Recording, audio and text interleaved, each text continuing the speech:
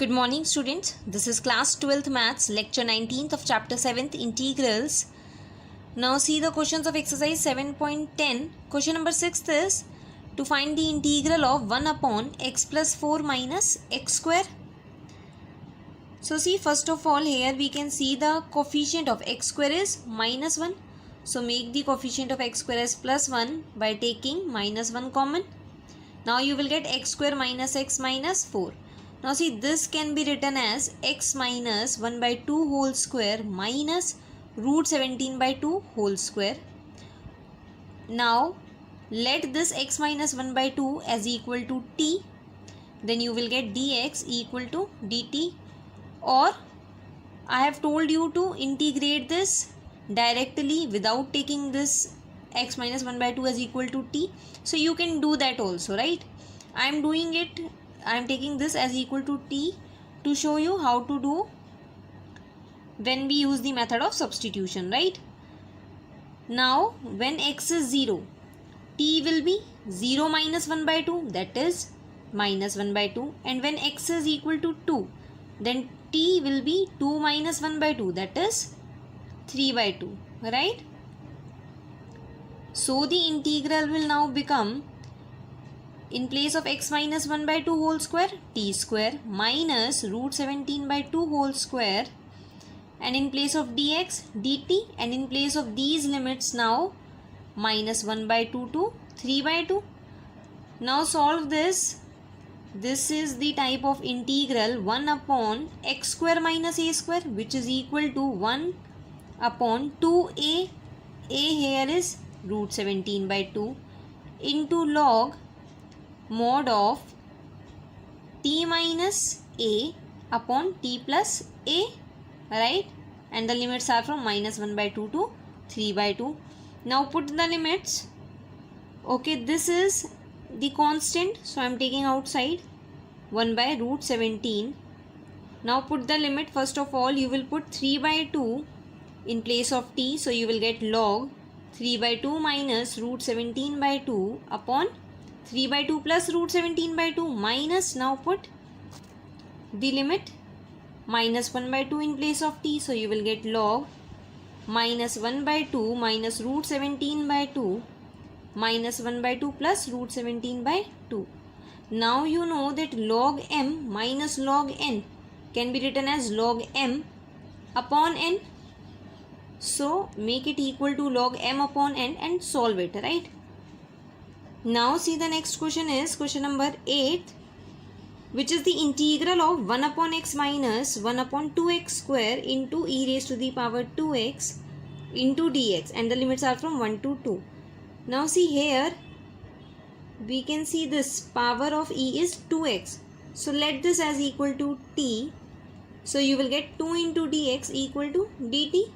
Also the limits will change. When x is 1, t will be 2 into 1, that is 2, and when x is 2, t will be 4. Now the integral will become, in place of 1 by x, what will come? 2 by t, right?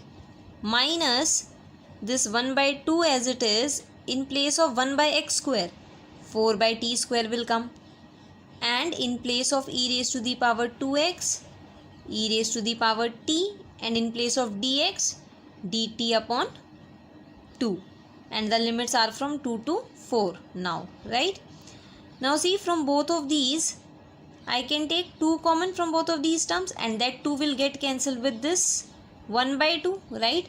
So you will get it equal to integral of 1 by t minus 1 by t square into e raised to the power t. Now see, if we take this 1 by t as equal to fx, then the derivative of 1 by t is minus 1 by t square. So this is the integral of the type e raised to the power t into, okay, in place of this fx, write down this as f of t, because this is the function of t, right? Okay, now this is the integral of the type e raised to the power t into ft plus f dash t, right? Therefore we can write the integral directly, that it will be e raised to the power t into 1 by t, and the limits are from 2 to 4. Now put the limits. When you will put 4, you will get e raised to the power 4 upon 4, minus when you will put 2, you will get e square by 2. Clear? Now question number 9th is integral of x minus x cube whole raised to the power 1 by 3 upon x raised to the power 4.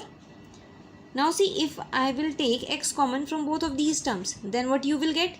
X into 1 minus x square, right? Because we will get 1 minus x square, therefore either take x as equal to sin theta or cos theta. So I have taken x as equal to sin theta. So after differentiating, you will get dx equal to cos theta into d theta. Now see, this integral will now become, in place of, okay, I have taken x common, and in place of x writing sin theta, and into 1 minus sin square theta upon sin theta raised to the power 4. In place of dx, cos theta into d theta. Right? I have not changed the limits. We will change it later, or you can change it in this step only. Right? It is up to you. Now see, this will become sin theta raised to the power 1 by 3. And this will become 1 minus sin square theta is cos square theta. And cos square theta raised to the power 1 by 3 will be cos theta raised to the power 2 by 3 into cos theta divided by this. So now this will be equal to cos theta raised to the power 2 by 3, and this is cos theta. So it will become cos theta raised to the power 5 by 3. And when you will solve these two, it will become sin theta raised to the power 11 by 3. Right? Now see, this sin theta raised to the power 11 by 3 can be written as sin theta raised to the power 5 by 3 into sin theta square, right? Because 5 by 3 plus 2 is 11 by 3. Now this cos 5 by 3 theta, cos theta raised to the power 5 by 3 upon sin theta raised to the power 5 by 3 will be cot theta raised to the power 5 by 3, and this 1 upon sin square theta will become cosecant square theta, right? Also changing the limits now. Now see, here we have let x as equal to sin theta. So theta is sin inverse x, right? Now when x is 1 by 3, theta will be sin inverse 1 by 3. And when x is 1, theta will be sin inverse 1, that is pi by 2. So the limits will be now sin inverse 1 by 3 to pi by 2. And the integral of the same function cot theta raised to the power 5 by 3 into cosecant square theta. Now you know, again we will use the method of substitution, because the derivative of cot theta is cosecant square theta, which exists in the integrand. Therefore take cot theta as equal to t. Now after derivating both the sides, you will get minus cosecant square theta into d theta equal to dt. Also change the limits. When theta is equal to pi by 2, then t will be cot pi by 2, which is equal to 0. And when theta is equal to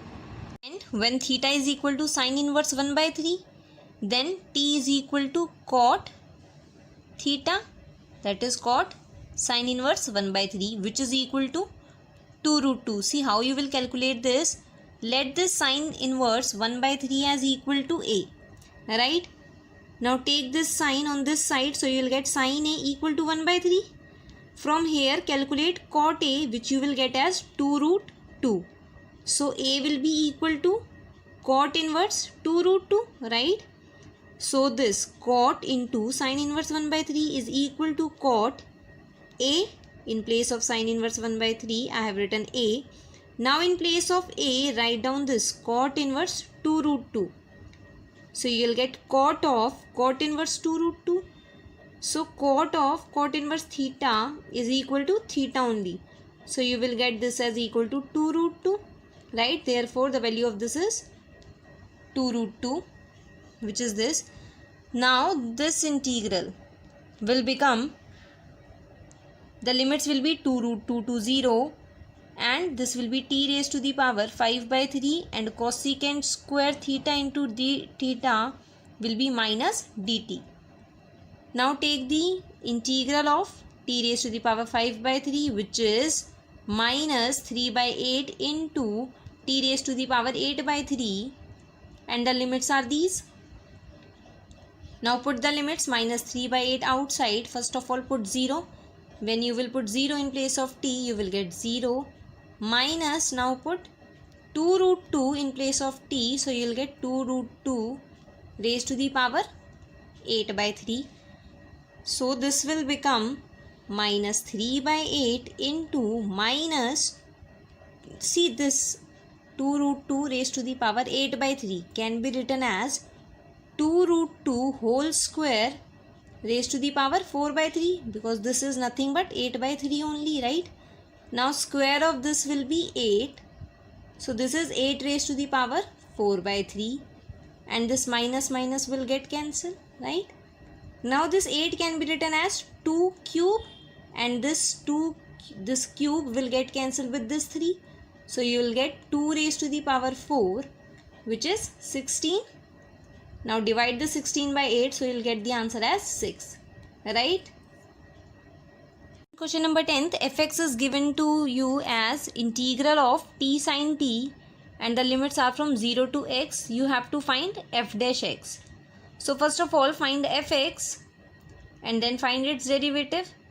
So finding this interval t sin t, this t sin t will be equal to, use the integration by parts, t integral of sin t minus integral of derivative of the first function, that is t, into integral of the second function sin t. Now this will be t into minus cos t.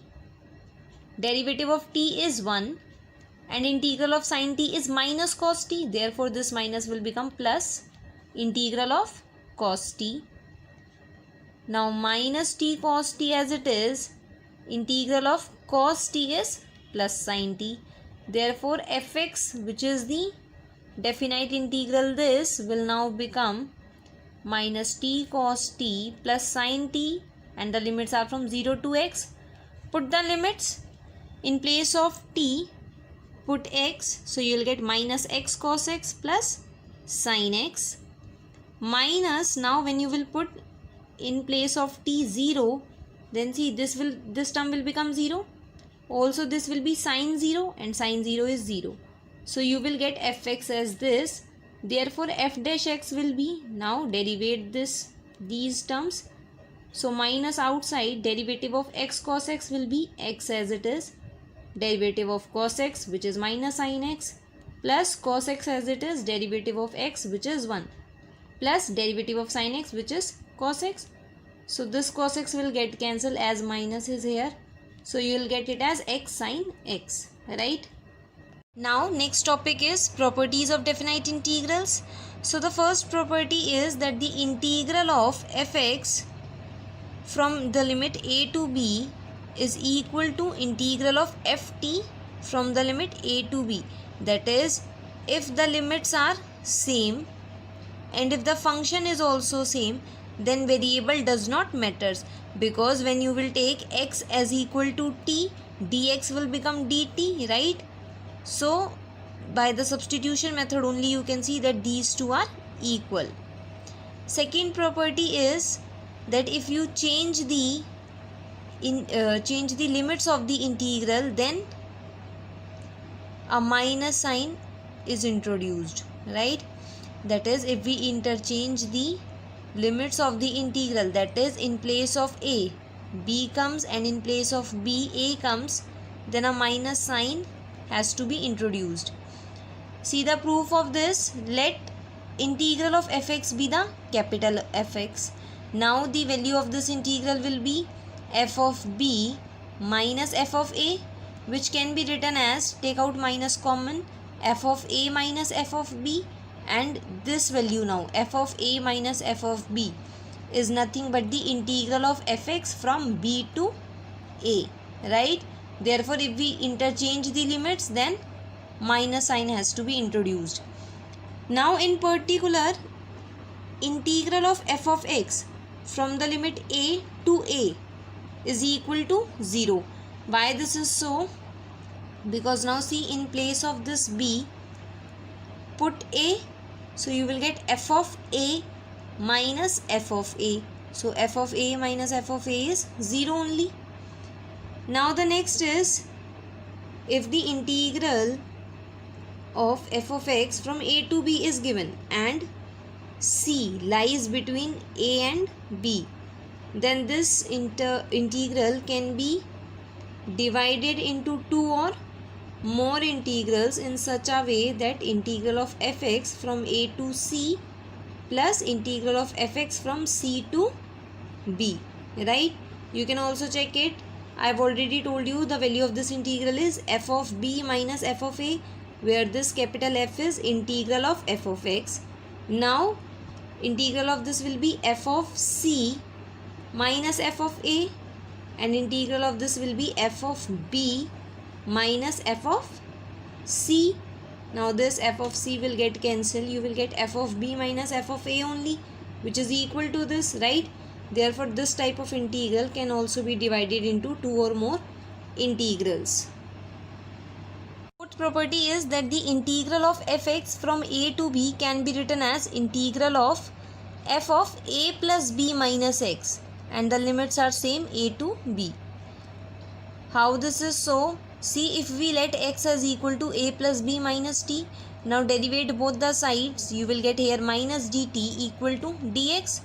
Also when x is equal to a, t will be equal to a plus b minus a, because t from here is a plus b minus x and x is a, so write down a, you will get t as b, and when x is b, t will be a.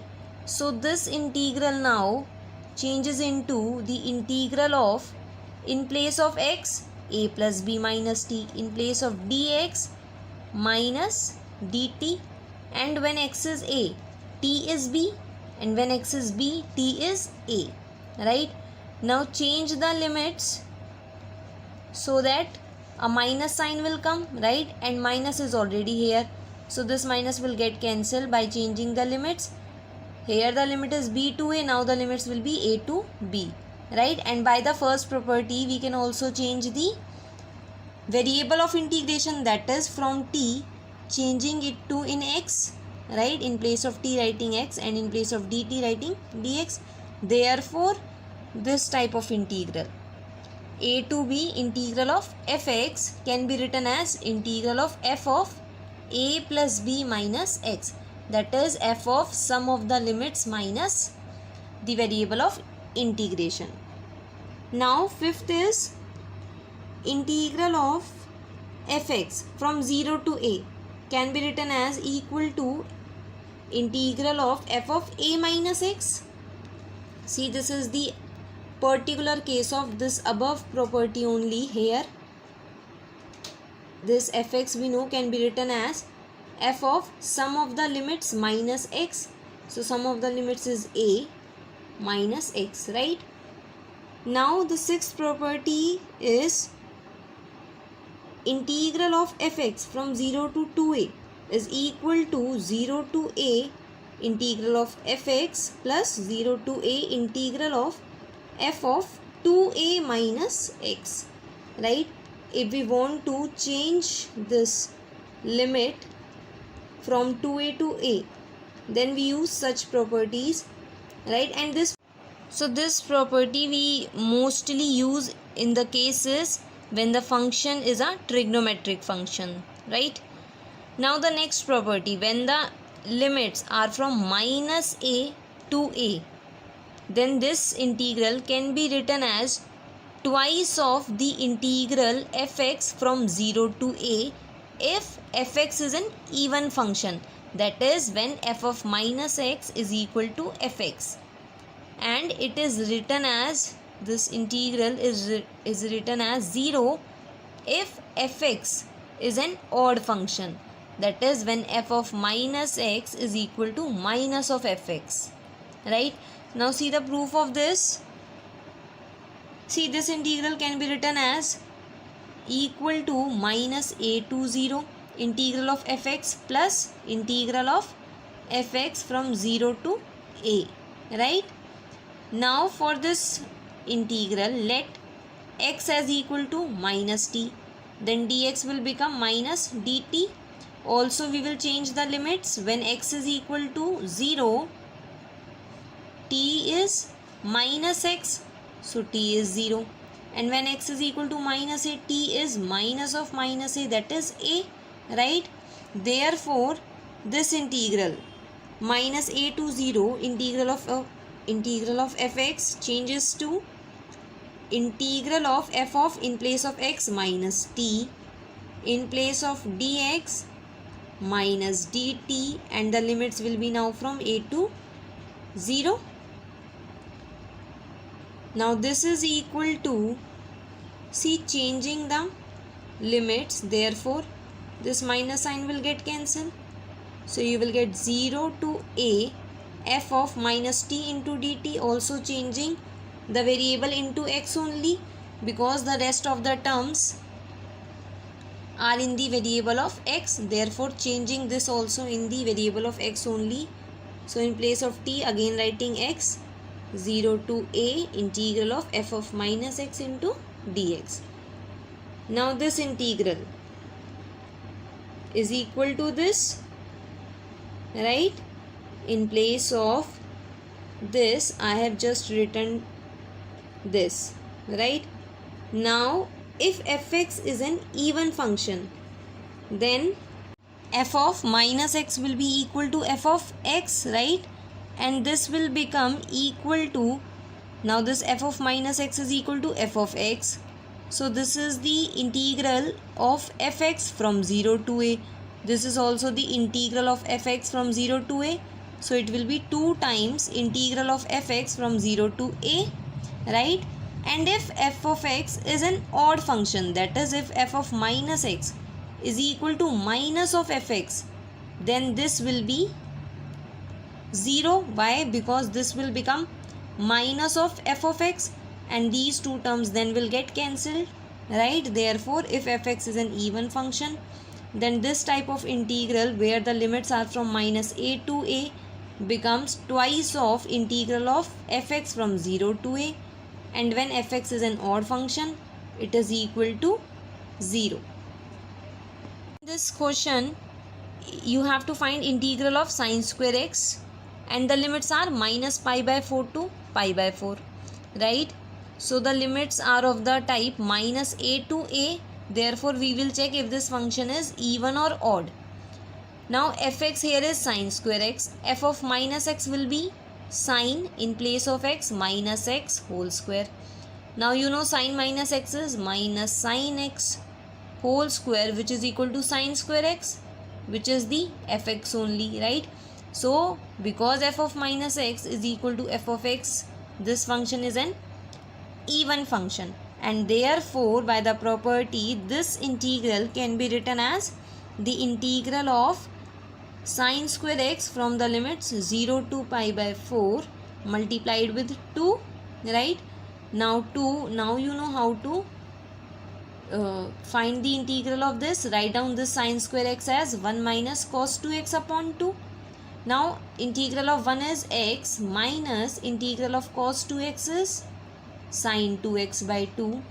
This 2 will get cancelled with the 2 in the denominator, right? Now put the limits. When you will put pi by 4 in this function, in place of x you will get pi by 4 minus 1 by 2. In place of this x, put pi by 4. So 2 into pi by 4 is pi by 2. Now minus, in place of x, 0. And then this will become plus. Here it should be plus, because minus will be plus, right? And this, when you will put in place of x 0, sine 0 is 0. So you will get the answer as pi by 4 minus 1 by 2, because sine pi by 2 is 1.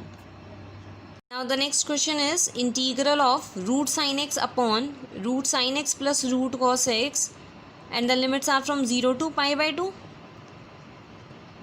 Now see, let first of all this given integral be as equal to I, right?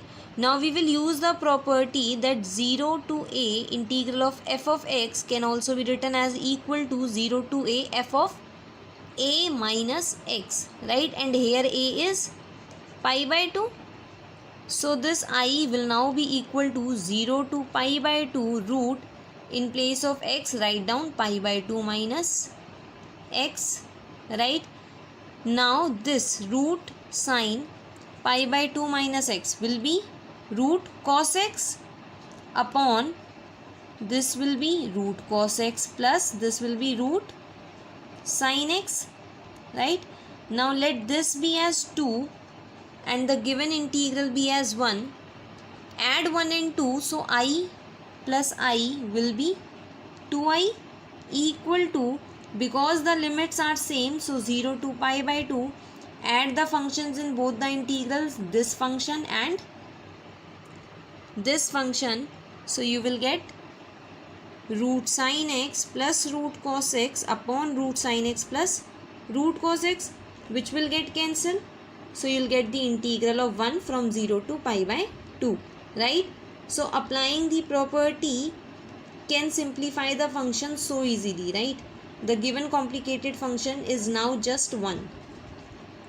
So 1 by 2, integral of 1 is x from 0 to pi by 2. In place of x, first pi by 2, and in place of x, when you will put 0, it will be 0 only. So 1 by 2 into pi by 2 is pi by 4. So in the similar manner, you have to decide by yourself that which property is to be used in which question, and try to do question 1 to 10 of exercise 7.11. Okay, thank you.